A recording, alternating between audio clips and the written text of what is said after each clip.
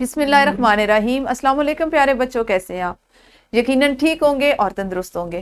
پیارے بچوں، آپ جانتے ہیں ہم اردو جماعت دوم کا ریمیڈی پیک کر رہے ہیں، اور آج آپ نے اس میں جو صفحہ مکمل کیا وہ کچھ اس طرح سے تھا۔ آپ نے آج اس حاصل تعلم پہ کام کیا وہ تھا الف بائی ترتیب سے الفاظ کو درج کر سکیں۔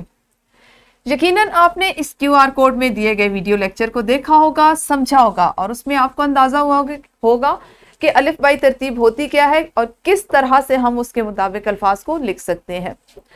ہمارا سب سے پہلا جو کام ہوتا ہے اس جملے کو مکمل کرنا، اور اس کے بعد یہ آپ نے جو سرگرمی آپ کو دی گئی تھی اس کو آپ نے مکمل کیا ہوگا۔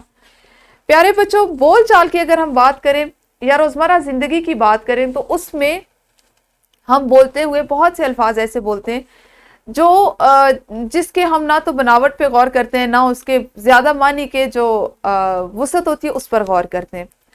لیکن جب ہم لکھنے کی بات کرتے ہیں، اپنے خیالات کا اظہار لکھنے کی صورت میں کرنے کی بات کرتے ہیں، تو اس وقت ہمیں ایسی تمام چیزوں کو مد نظر رکھنا، ان کے بارے میں ہمیں معلوم ہونا، ان سے واقف ہونا بہت ضروری ہے۔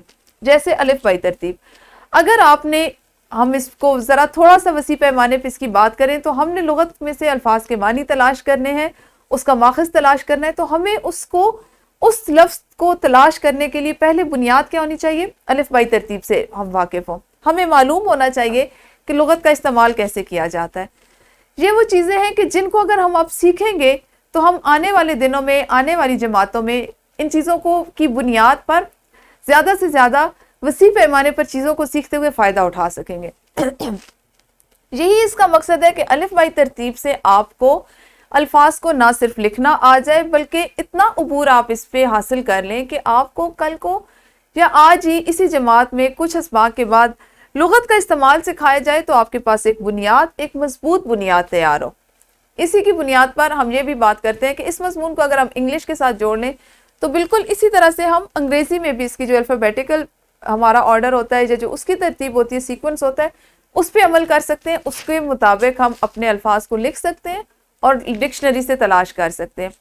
ایک مضمون کو دوسرے مضمون کے ساتھ جوڑا کریں، وہاں سے کچھ اگر سیکھتے ہیں تو اس کو اردو میں، اردو سے سیکھتے ہیں تو اس کو اسلامیات، ریاضی میں اس پہ عمل کریں، اس کو اس کے ساتھ ملائیں، اس سے منسلک کریں اور فائدہ اٹھائیں۔ ہم چاہتے ہیں کہ ان تمام چیزوں کو آپ کتاب سے ہٹ کر عملی زندگی میں اس سے سیکھیں، تاکہ جب آپ کی چھٹیاں ختم ہوں تو آپ کے اساتذہ آپ سے مل کر بہت خوش ہو۔ اگلے حاصل تعلم میں آپ نے کل کیا سیکھنا ہے، اس پہ کیا کام کرنا ہے، اس پر ہم انشاءاللہ کل بات کریں گے۔ اس وقت تک اپنا خیال رکھیے۔ اللہ حافظ، شکریہ۔